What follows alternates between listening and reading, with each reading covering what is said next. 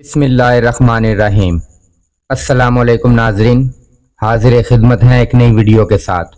ناظرین، 1980 سے پہلے مسجد نبوی کے اندر روضہ رسول کے قریب جا کر گاڑیاں رکا کرتیں اور زائرین یہاں پر درود و سلام پڑھا کرتے، لیکن اس کے بعد جب زائرین کی تعداد مسلسل بڑھتی گئی تو مسجد نبوی کی توسیع کے بارے میں سوچا گیا، لیکن مسئلہ یہ تھا کہ اس توسیع کے راستے کے اندر رسول اللہ صلی اللہ علیہ وآلہ وسلم کے والد حضرت عبداللہ کی قبر تھی۔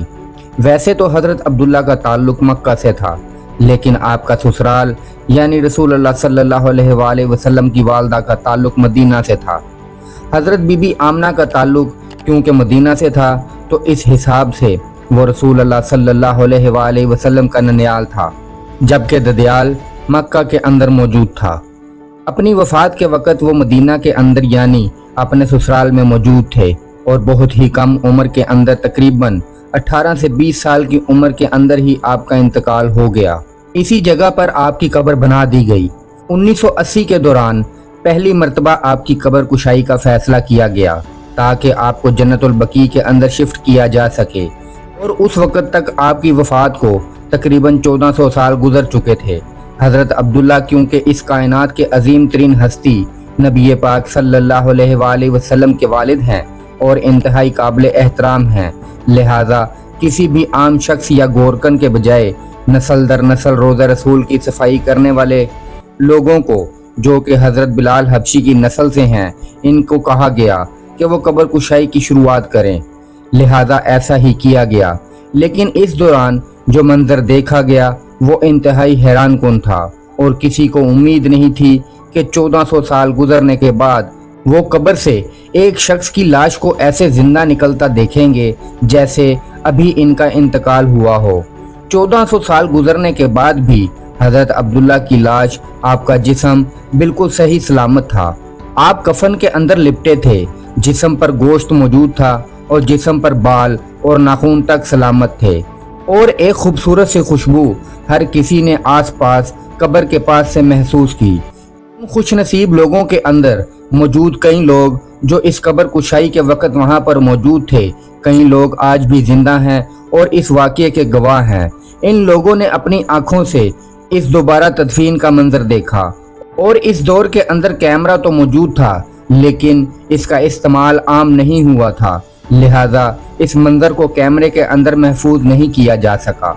ناظرین، بہت سے علماء کرام اور فرقوں کے اندر آج تک حضرت عبداللہ سمیت آپ کے بھائی ابو طالب اور آپ کے والد عبد المطلب یعنی حضور صلی اللہ علیہ وآلہ وسلم کے دادا کے ایمان پر بحث کی جاتی ہے کہ جب اللہ کے رسول نے ان تک دین اسلام کی دعوت پہنچائی ہی نہیں یا وہ اس سے پہلے انتقال کر گئے تو ان کا قیامت کے دن حساب کس بیس پر ہوگا؟ کیا ان کی موت ایمان پر تھی یا پھر کفر پر؟ حضرت عبداللہ بنی ہاشم خاندان سے تھے، جو کہ عرب کے دو بڑے خاندان ہاشم اور بنو امیہ میں سے ایک تھا۔ یہ دونوں قبیلے قریش قبیلے کا حصہ تھے، اور بنو امیہ کے پاس قریش کی فوج کی ذمہ داری تھی، تو بنو ہاشم مذہبی طور پر سب سے محترم تھے کیونکہ وہ کعبہ کے متولی تھے۔ ناظرین، طواف کعبہ کے وقت عرب کے مشرکین اللہ کے نام کے ساتھ ساتھ اپنے بتوں کے نام بھی لیا کرتے، اور اندر بھی 360 کے قریب بت موجود تھے، لیکن اسلامی روایات کے اندر کوئی ایسا ثبوت موجود نہیں ہے جو کہ یہ بتا سکے کہ آپ کے والد، آپ کے چچا اور آپ کے دادا بھی مشرک تھے اور انہی بتوں کی عبادت کیا کرتے تھے۔ رسول اللہ صلی اللہ علیہ وآلہ وسلم کے اعلان نبوت سے پہلے تک جو دین ان ہستیوں تک پہنچایا گیا تھا، اور ان موجودہ حالات کے اندر وہ اس پر جتنا عمل کر سکتے تھے ان لوگوں نے کیا، اور اللہ تعالیٰ قیامت کے دن ہر انسان سے اس کے حالات اور اس کی حیثیت کے مطابق اس سے سوال کرے گا، اور اس وقت کے اندر جتنا اللہ کا پیغام کسی شخص تک پہنچا اس شخص سے اسی کے متعلق سوال ہوگا۔ مثال کے طور پر ہر شخص سے سب سے پہلے قبر کے اندر نماز کے متعلق سوال ہوگا، لیکن نماز تو رسول اللہ صلی اللہ علیہ وآلہ وسلم کی امت پر فرض کی گئی ہے، تو جو شخص حضرت ابراہیم علیہ السلام، حضرت موسیٰ علیہ السلام کے دور کے اندر پیدا ہوا उससे नमाज का सवाल तो नहीं होगा। शख्स से वही कुछ पूछा जाएगा, उसी चीज का हिसाब होगा जो कि दीन इस तक पहुंचाया गया। अरब के लोगों में तारीखी एतबार से हजरत इस्माईल अलैहिस्सलाम के बाद यानी तकरीबन 4000 साल पहले से किसी पैगंबर को नहीं भेजा गया था और इसी वजह से ये आहिस्ता आहिस्ता दीन से भटकने लगे। कुरान करीम में इस ज़माने को जिसके अंदर किसी पैगंबर या रसूल को एक लंबे अरसे के लिए ना भेजा जाए उसको दीन फितरत कहते हैं। यही ज़माना रसूल अल्लाह सल्लल्लाहु अलैहि वसल्लम के ऐलान नबूवत से पहले आपके घर वालों यानी आपके दादा, आपके वालिद, आपके चचा वगैरह ने भी पाया। सूरह यासीन आयत नंबर 3 के अंदर अल्लाह फरमाता है, जिसका मफहूम ये है, ऐ मोहम्मद हमने आपको कुरान देकर इस कौम की तरफ मबूस किया जिसकी तरफ दावत हक नहीं पहुंची थी ताकि आप इनको डर सुनाएं।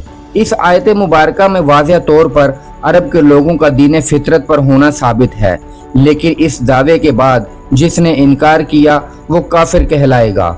सूरह बनी इसराइल आयत नंबर 15 के अंदर दीन फितरत के लोगों के लिए अल्लाह का हुक्म है कि हम किसी कौम को तब तक अजाब नहीं देते जब तक कि इनके अंदर किसी रसूल को ना भेज दें, यानी जिनके पास पैगंबर नहीं भेजा गया तो वो अजाब के हकदार नहीं होंगे।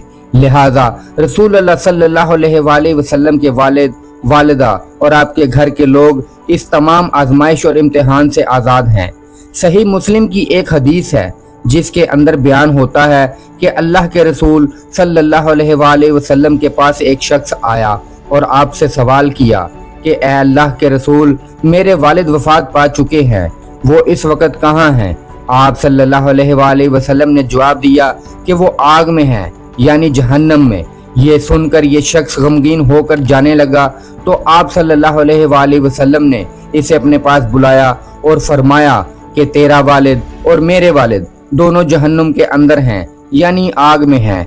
इस हदीस मुबारका की वजह से बहुत से लोगों ने इसका ये मतलब निकाला कि रसूलुल्लाह सल्लल्लाहु अलैहि वसल्लम ने अपने वालिद को मुआज़ल्लाह जहन्नमी कन्फर्म किया, जबकि हकीकत कुछ और है। हदीस के अंदर अरबी में वालिद के लिए इस्तेमाल किए जाने वाला लफ्ज़ वालिद के बजाय अबी का लफ्ज़ इस्तेमाल किया गया है, जो कि बाप और चचा दोनों के लिए इस्तेमाल किया जाता है।